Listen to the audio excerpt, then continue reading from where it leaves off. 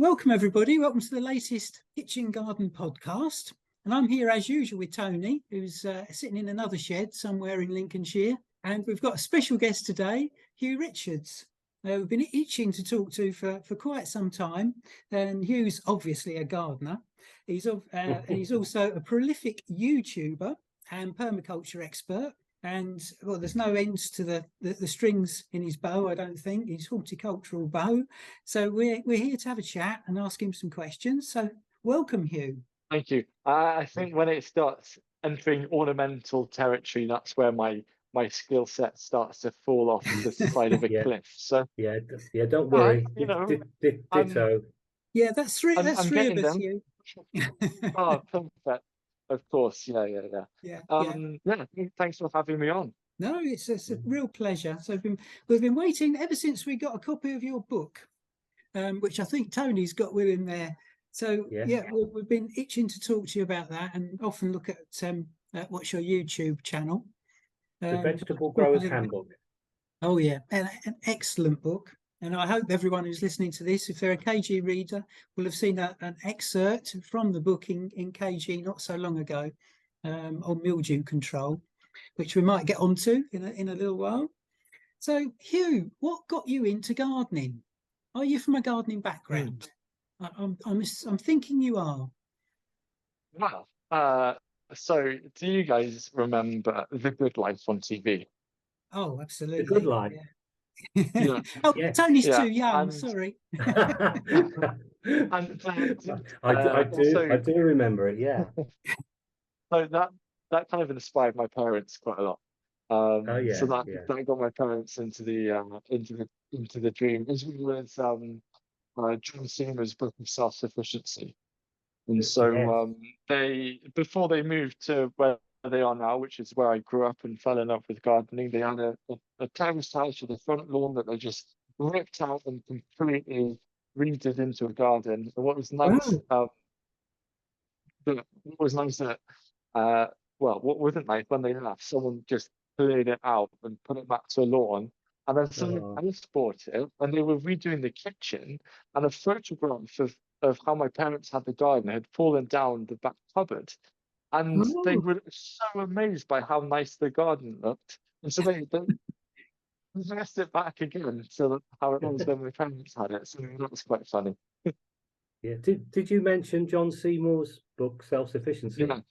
I used to love that when I was first got into gardening, because it used to have a fantastic I haven't looked at it for a long time, but it used to have great pictures of a 1 acre garden, I think, and was it a 3 acre? And I used to read it to my kids on a Saturday morning, look at the pictures and dream of having a small holding. It's a fantastic book. Absolutely. Yeah.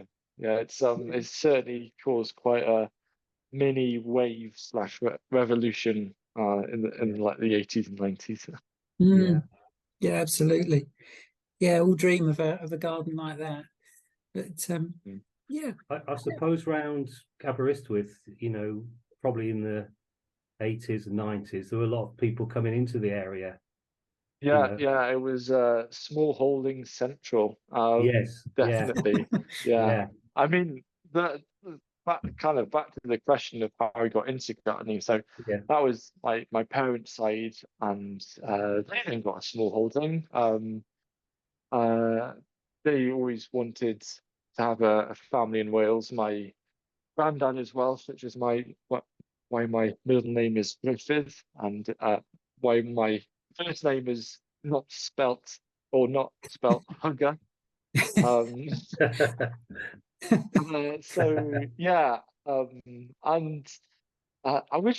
was kind of age of 2 or 3. There's a photo of me in a red onesie just looking at a raised bed, and I had no idea how significant that would become. But I was so inspired by how you just get a small seed and you'd plant it and it'd grow into something you could eat. I thought it was utter magic. I was hooked. I just couldn't, especially during summer, I couldn't wait for school to finish so I could go back and spend an evening in the garden with my dad. Yeah, lovely. Yeah. Oh, amazing. Yeah. And you so looking at your YouTube channels and things, obviously you've got enormous amount of information just on growing veg generally, but you're always experimenting as well.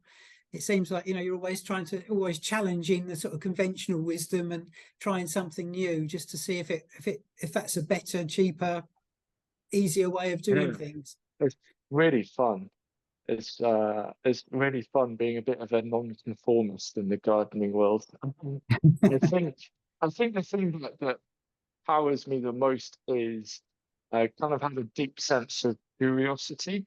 And I use that as my motivation. There's a thing that when I do talks recently, and it's coming out in a video very soon, where everyone's heard of the saying "curiosity kills the cat" or "curiosity killed the cat." Yeah. Do you, Steve, or do you, Tony, know the second part of that saying? I don't know. No, I don't. No one does. Yeah, it's called, well, the second part of the saying is, "and satisfaction brought it back." Curiosity killed the cat, and satisfaction brought it back. However, conveniently, the second part is being obviously missed out. So I think people very much grow up thinking it's bad to be curious because curiosity killed the cat, and it's just it's like a throwaway statement. But I am a massive advocate for curiosity. I think anyone who is passionate about something, be it food or whatever hobby it is, they have curiosity as well. I really think it's like the secret sauce in a sense. The not so secret sauce. And the thing about a garden, every single garden is different. It has its own opportunities, has its own challenges, and it has its own gardener or group of gardeners. And I think the way to really tap into your space is to let your own curiosity guide you with how you want to approach that garden. Absolutely. Tell us about your plots then. Have you got is it allotment, or have you got your own garden? What do you do? Well, good question. We have right now we're in the transition phase. So when I say we, I mean myself and my team. So the first year all started off in my dad's kitchen garden that I then took over and built him another garden so he could keep on growing food. It was like garden. It's a good film set, so you can have it. It was like fine. So yeah, that's kind of where a lot of the videos in the past, especially, happened. We're now on the second year of a project of a piece of land that we're developing, and it's quite a big chunk. It's 7 acres in size. But it is more than just horticulture. So my passion really now is kind of heading towards regenerative agriculture. I'm always going to have a kitchen garden, absolutely, but I'm really passionate about and curious about how we can look at larger areas of landscape to not just improve biodiversity in nature, but to still feed communities and reconnect people with the seasons in a sense. So there's a few different things we're doing there. We've got there's bottom 2 acres, which is very much horticulture focused. We've planted over 120 fruit trees. We're now planning a 3/4 acre vineyard to plant next year. Nice. And yeah, we're just having a lot of fun. It's very much an experimental site. We've got 4 polytunnels. We've got a half-size allotment plot garden, which is my most exciting project that I'm involved with this year. And you'll just have to wait because that's going to be my next one, which comes out next year. Yeah, I just love it. I was there earlier today, came back so we could have this conversation, and I'm going straight next because it's just 10 minutes down the road. Gosh, I know you mentioned there regenerative gardening or agriculture in this case. I hate to admit it, but I'm a bit unclear about what that is. Is it sort of combining? Yeah, essentially. So sustainability as a word is massively overused, and I think it's lost its value and it's lost its meaning. Everyone just uses it as a buzzword. It's like oh, look at this 50% recycled bottle. Look, we're Mm. sustainable. You know, I'm just like, oh, shut up, honestly. Just really, that isn't going to improve the world, you know, nothing like that. And there's not one thing that is going to improve the world. It's a lot of different things add up. So the idea with regenerative is a clues in the name. It's about regenerating. It's about constant improvements rather than just sugarcoating or greenwashing. It's about actually making action. So every year you see improvements, whether that's sequestering carbon or increasing the biodiversity index of a certain space. And so I mean that's a far more like um, proactive, measurable way where it's an approach to generation where it gets to a stage that you then become sustainable because sustainable is about sustaining the current state. If we're wanting to be sustainable now, we're just wanting to sustain our current state. No, we're trying to regenerate it, get it to a better state where we can then move back to calling things sustainable. Rant over. And that's something that obviously ordinary gardeners can start to do on a smaller scale in their own plots. Well, I think this is really important to get across. So growing your own food is one of the best things you can do. So when I say like regenerative agriculture, that is out of touch for most gardeners because most gardeners it's like back garden or allotment, and that's very different. So with a garden, simply the act of growing your own food is one of the I think one of the best things you can do. Yes, of course, you know, reducing food miles, etc., but just being outside and kind of regenerating the soul a little bit. I always feel like a garden is my escape from a busy world. And it's important for everyone to have that opportunity. I think it should definitely be a right that everyone has the ability to tend to or cultivate some form of green space or community garden in a sense. But I think one of the other things that there's a lot of heated debate about is you've got the traditional dig group versus the tradition versus like the no diggers, and we spend way too much time trying to, you know, talk about which method is best. And will be honest, I think we just need to cut out the fluff and say, if you're growing your own food, it doesn't matter what method you're doing it. The fact that you're growing food is amazing. That should be celebrated. Don't feel bad because you don't fit into a certain box, which is almost why I'm kind of going against the grain and being very experimental. And, you know, I am broad forking some of my raised beds this year because I can't always have food growing over them. And, you know, when you've got plants in the soil, that's the best thing you can do for soil health. But sometimes it isn't practical, or especially with some of the winters we get to actually have plants all the time. And so we get a lot of rain. Rain can lead to soil compaction. And so I feel that it's perfectly okay to do some broad forking just to help aerate it a little bit. But you know, I've mentioned that to some people, and they go all up in arms about it, and I'm just like, we're just gardeners at the end of the day. It's important that we have fun, and I think it's also important to take a reality check. For a lot of us, at the end of the day, we're trying to produce food to feed our families, and so you've got to take a pragmatic approach that is suitable to the context in which you're in, suitable to the budget in which you have. And so I am a massive like believer to any gardener to like, if they feel like they should do something because of a certain challenge that they face and it doesn't quite fit into the box of dig or like no dig, don't worry about it because what you're doing is growing food, and at the end of the day, that's all that matters. Yeah, that's really reassuring. Well, I think there is a danger, you know, with gardening and gardening books and everything really to do with gardening is it gets very prescriptive.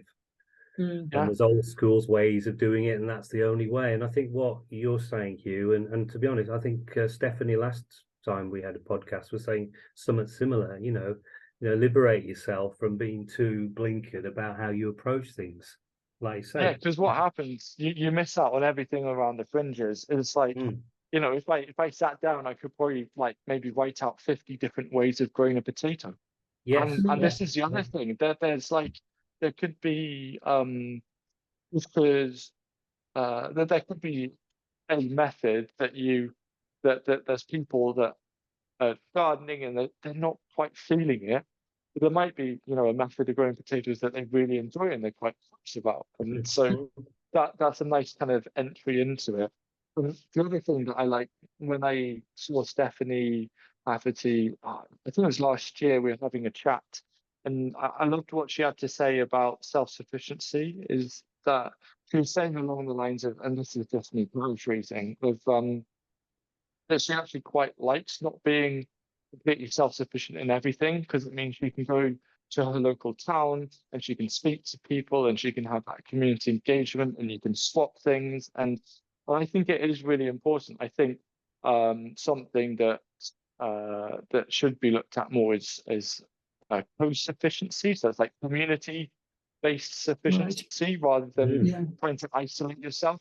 In Yeah. this day and age, it does not make sense to just isolate yourself. Instead, it's about a collaborative approach. So with the produce that you're going to get from your 7 acres, is that going to be then spread throughout the community? Is that the idea? Oh, yeah. Well, one thing that we do at least a monthly volunteer day. So a load of people come over and we cook them a nice big lunch, so they can enjoy the flavors of the seasons from the space. My colleague Sam, he's a professional chef. Right next to me, to my right, is his test kitchen. So we're doing a lot of very experimental cooking, food preserving techniques. Ungoal, we'd like to do a supper club, which would be a lot of fun. And then we do like a staff veg box scheme when the harvest start coming in. And we supply a little bit to a couple of local restaurants. And this year we're going to do, well, we're hoping to do a bit of a foodie veg box scheme. So it's essentially a veg box for foodies where they get to try flavors that they just could never buy from a shop. Wow. Yeah. Will you be running courses there, Huw, or do you do that already?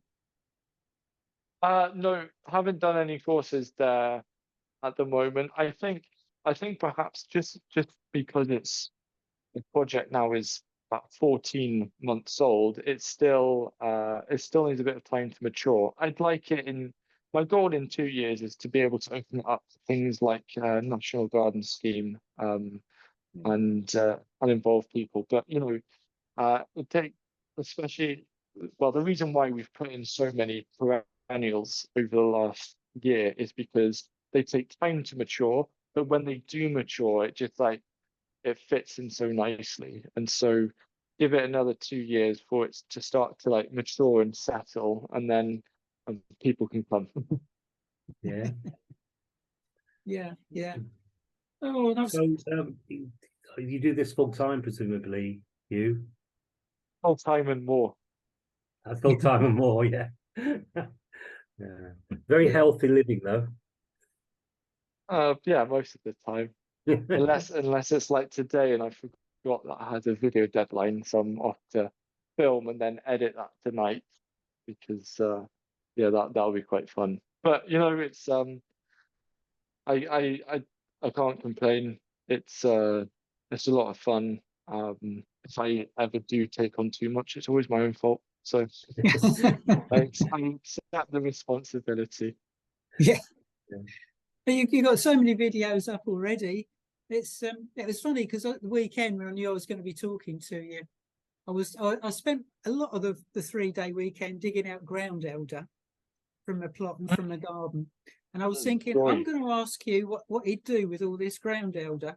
And I had a look on your YouTube site, and there was a I think it was a newish video about making liquid feed from weeds. About putting them in the bucket. So you kind of answered my question, I guess. I should be making liquid feed from the weeds, and well, yeah, why not? I mean, you call a weed it's great because yeah. Oh yeah, I think there's a couple of really ridiculous things that have happened recently. One was slugs aren't pests, and I'm like, well, yeah, there were some slugs that aren't pests, but as a gardener, a slug is a pest if it's eating, and I don't, it's still a pest. The other one is this whole hoo-ha about weeds, which I find really hilarious. Sometimes in my videos, I'll be like pulling out a dandelion, like, you can eat that. I'm like, yeah, but I'd rather eat what I'm planting in place of the dandelion. The dandelion, and like, I don't mind if it's in the lawn or in the pathway, but it's just one of those things that I just find really funny. I guess the definition that they like of a weed is that it's a plant growing in the wrong place, in a sense. Yeah. Yeah, but I think it gets, the reason why I think it's actually a little bit dangerous to say there's no such thing as a weed and slugs aren't pests is actually when it comes to new gardeners, because it very much kind of muddies the water with them actually knowing what advice to follow at the start. And the most important thing is to get their first harvest under the belt and to feel like they can get into a routine before they can then branch off into the permaculture techniques or stuff. And so I think it's really important to be quite clear with the messaging of what weeds are, what pests are, just to help new gardeners. Otherwise, it's very easy to forget that there's people next year who are going to get an allotment who've never grown before. And now they've got all of this stuff saying, oh, no such thing as pests and no such thing as weeds. And like, do I keep this next in my raised bed? And that's why I kind of like to just, when I make my videos, I just try and make it as clear as possible, and to just outline options. So it's quite easy for the viewer to think, okay, I can do this with that, in a sense. Yeah. Well, I can't believe we're running out of time already, Huw. I had so many things, I know. I had so many things I wanted to ask you, and I do want to ask you where before we, I do get kicked off here. Where can readers find out more from you? We've mentioned YouTube. I think you write a blog as well, don't you? I can't keep up with that at the moment. I have my responsibility to my publisher, and essentially the way I approach writing books is, because it's non-fiction, it's every 2 or 3 pages of information is like its own blog post, in a sense. And then I write lots of blog posts, and then I've made a chapter, and there we go. So yeah, all of my blog posts are in the format of a book. Yeah, you can find me on Instagram over at Huw's Garden as well. Lovely. Yeah. Oh, that's brilliant. Yep, great. Will you be going to shows this year? I know a few of our writers are off to Malvern this week. I'd love to have gone. I haven't managed to get there this year, but the only show I'm going to this year that I know of is the Chelsea Flower Show on Monday and Tuesday, and that will definitely be my yearly quota of socialization time. Yeah, it's already half filled after going to the Garden Press event, so I'm like, yes, I like just being out in the garden, to be honest. I like a nosy. Don't get me wrong. I do like a little nosy. But it's quite far away, and if I am going away, I kind of like to go to somewhere where I can just eat lots of food and like look at mountains. Oh, who can blame you? That's absolutely amazing. Yeah. Oh, well, thanks so much for talking to us, Huw. I'm sorry time's too short, but it's been really great. And if we ever get the chance to talk to you again, that would be amazing. We've got a stack of questions we need to ask you. Anytime. Yeah. I've got a feature to write, and I need to blag some information before I write it. So I'll come to you first, and then pretend I thought of it all. Yeah. That's a cunning strategy. Yeah. Okay. Thanks again. It's been great to talk to you. Nice to talk to you, mate. Thank you very much. All the best. Bye-bye. You too. Bye. You too. Bye. Well, we hope you enjoyed our podcast. If you did and you'd like to know more about Kitchen Garden Magazine, pop along to www.classicmagazines.co.uk and you can take advantage of some subscription offers there. Or if you go to Readly, that's www.readly.com/gardening, Readly is currently giving 2 months of unlimited reading to over 7,000 digital magazines and newspapers, including top gardening titles like Kitchen Garden magazine, with a special offer which lasts until the 31st of May. So if you'd like to know more about that, as I say, pop along to www.readly.com/gardening, and you can get 2 months of unlimited reading until the 31st of May 23. So in the meantime, thanks for listening and happy gardening.